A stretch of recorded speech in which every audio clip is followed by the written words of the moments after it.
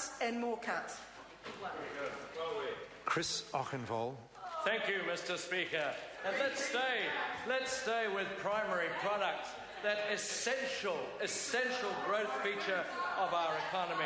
We have heard, Mr. Speaker, what Labor has to say about agriculture. And, Mr. Speaker, this hurts when I know that a person such as the Speaker dedicates himself to increasing the production from the country's rural sector in a tireless effort in making sure things go well. Primary products are 71% of our exports, Mr. Speaker. $3.6 billion up from the previous year. National supports farmers.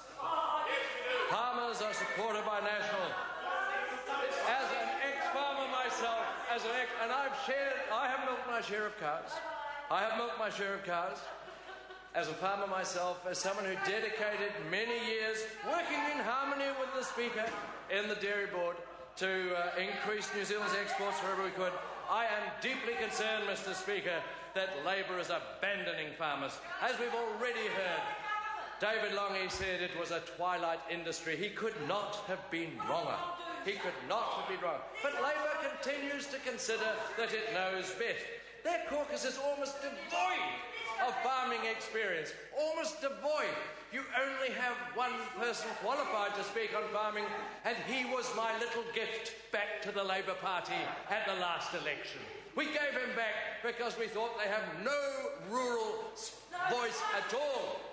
21% was all you achieved from the rural vote. 21%. Does that not tell you you have a problem? But no, Labor still considers it knows best. They consider farmers are not paying enough tax. They consider farmers should be paying more GST. And isn't this a sound we know so well from Labor? Give me your money! Give me your money! They just want to take it. Farmers are fighting for New Zealand's future. They can do without an enemy within. That's what they have on that side of the House. The health of the economy versus Labour political point scoring. Surely I would appeal to the Leader of the Opposition, Mr. Shearer. I would appeal to him to take a bipartisan approach and to realise what is best for the country rather than little political point scoring. Will they do that? I doubt it, because they consider that they know best. Whereas national policies, just as they want money out, we want to put money in. We're investing in the primary sector, and we believe in its importance. We know that the primary sector can only be good for our economy, and we're committed to policies that will achieve that.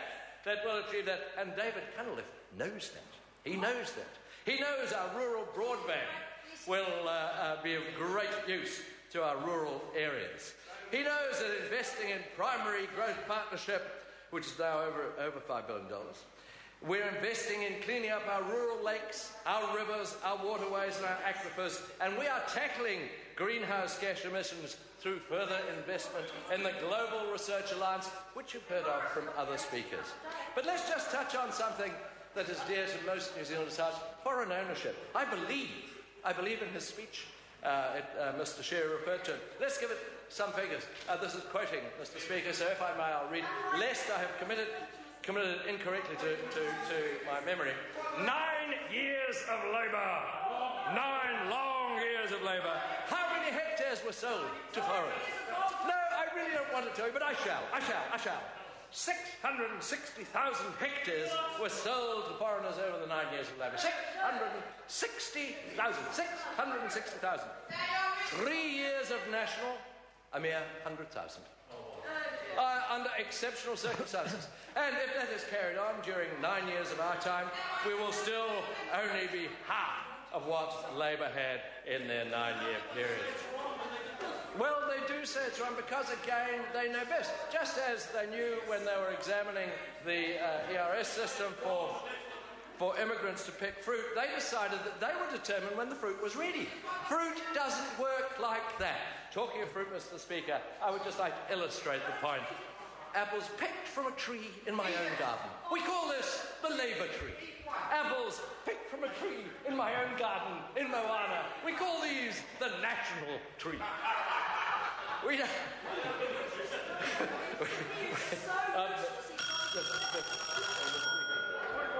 Sorry, Mr. Speaker. Is it a point of order? No, Chris Hipkins. But, Mr. Speaker, I think the member's out of his tree, if that's the very best that he can come up with. Mr. Speaker, it's always a privilege to